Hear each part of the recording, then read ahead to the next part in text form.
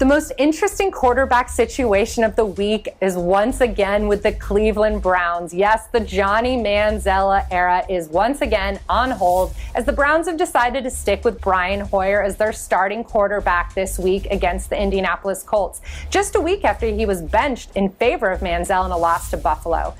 Browns head coach Mike Pettin didn't immediately back Hoyer as a starter, and that was a sign that Hoyer's leash right now is very short, and it's a message to Hoyer that he needs to play better if he wants to keep his job for the remainder of the season. Indeed, Hoyer's only thrown 1 touchdown and 6 interceptions in the Browns' last 4 games, and that's the reason that he got pulled last week.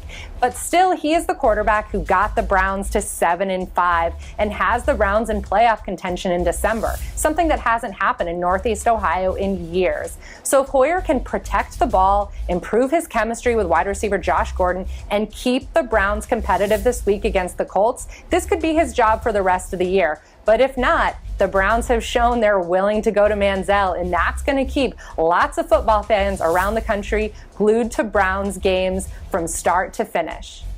Though the Green Bay Packers might be the hottest team in the NFL, the Philadelphia Eagles and the Seattle Seahawks are also fighting for those top 2 seeds in the NFC. And we're going to learn a lot about where those teams stand when they play each other Sunday in Philadelphia.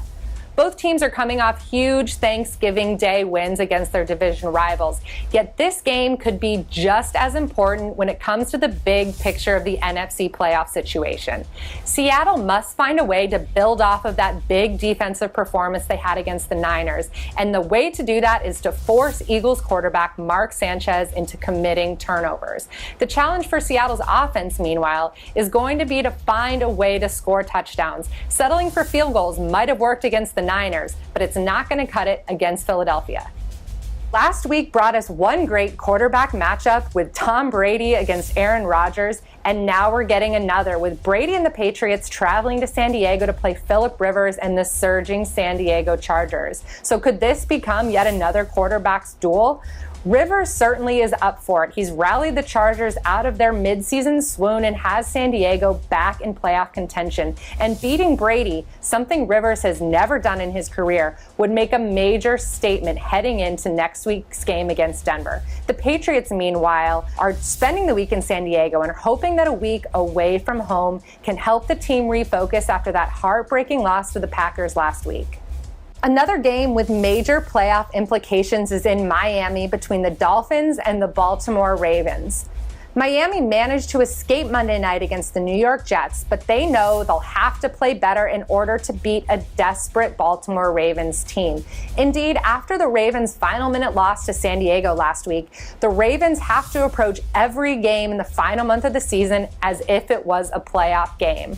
And one of the matchups that I'm most interested in watching on Sunday is going to be Baltimore running back Justin Forsett against Miami's defensive front. The Dolphins' run defense has been a mess for the last 2 games, and if Forsett can break through, it's going to make everything so much easier on Joe Flacco, Torrey Smith, and Steve Smith. Do not expect Buffalo Bills quarterback Kyle Orton to get a warm welcome on Sunday when he returns to Sports Authority Field at Mile High, back to Denver where he used to be the starting quarterback. He's coming back here for the second time as the starting quarterback for a different team since 2011. And though the Broncos fans will certainly boo Orton, what the Denver Broncos on the field are focusing on is the Buffalo Bills defensive front and a group of run stuffers and pass rushers that could give the Broncos offensive fits. It's going to be interesting to see if the Broncos will deviate from the run-heavy game plan that they've used for the last 2 weeks, or if they try to continue setting the tone and running the ball behind C.J. Anderson.